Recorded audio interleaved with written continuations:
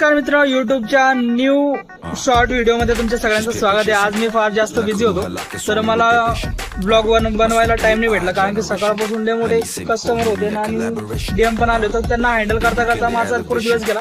दुपार आली तरी पण हे बघा, मी एक पेंटिंग केलेली आहे, ती डबल साईज आहे, सॉरी डबल फोटो आहे।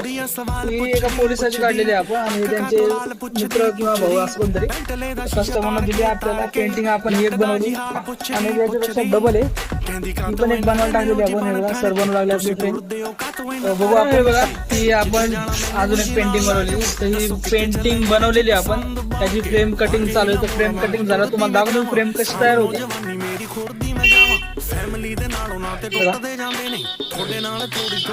फायनली आपल्या दोन पेंटिंग तयार झालेली, एक A2 साईज मध्ये आणि एक A3 साईज मध्ये। भाऊला आपण दिली, त्यांच्या मामाची ब्लड पेंटिंग होती। भाऊ कशी वाटली?